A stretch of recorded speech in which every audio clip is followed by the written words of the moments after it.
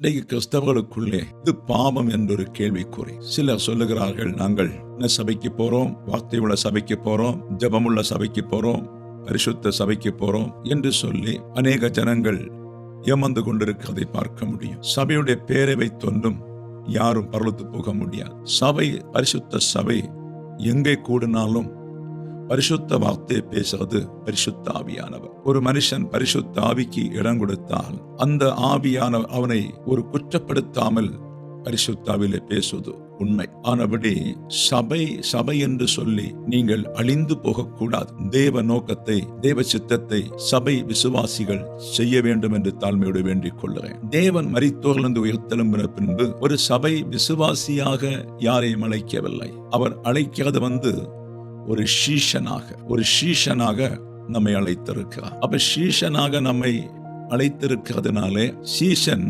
இயேசு கிறிஸ்துவின் கிரியை பார்த்து அதிலே செய்து பழக வேண்டும் என்று ஆண்டவராய் இரட்சகர் விரும்புகிறார். நீங்கள் அவருடைய கிரியையிலே வளர வேண்டும் என்று கர்த்தர் விரும்புகிறார். சபைக்கு நான் சொல்றது பாருங்க, யாக்கோபு புஸ்தகம் 4:17 சொல்றது, ஆதலால் ஒருவன் நன்மை செய்ய அறிந்தவனாய் இருந்தும் அதை செய்யாமல் போனால் அது அவனுக்கு பாவமாய் இருக்கும். ஒரு கிறிஸ்தவன் என்பது இயேசுவின் சாயலை உங்களுக்குள் உண்டாக்கத்தான் இயேசு வந்தார். அப்ப நீங்கள் ஆராதிக்கிற, நீங்கள் ஜெபிக்கிற, நீங்கள் கட்டாயமாகவே இந்த வசனத்தின்படி நல்ல கிரியைகளை செய்ய வேண்டும். நல்ல கிரியைகளை செய்து ஆண்டவர் விரும்ப எந்த கிரியையோ அதை நீங்கள் செய்ய வேண்டும். அதை நீங்கள் செய்யாமல் போனால் அது பாவம் என்று சொல்லுவது. அப்போ நாம் ஆண்டவரை அறிந்த பலம், இரட்சகரை அறிந்த பலம், ஞானஸ்நானம் எடுத்த பலம், பாவம் என்று பெற்ற பலம், பரிசுத்த ஆவியன் பெற்ற பலம். அப்ப அது எல்லாமே தோல்வி அடையாமல் இருக்க வேண்டுமானால் நீங்கள் நன்மை செய்ய அறிந்திருக்கும் போது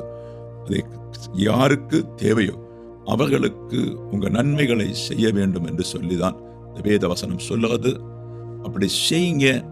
அதனால நீ கிறிஸ்துவின் பிள்ளை என்றும் பாக்கியவான் என்றும் சொல்லப்படுவீங்க. கர்த்தர் இந்த வார்த்தையின்படியே உங்களை ஆசீர்வதிப்பாராக. ஆமென்.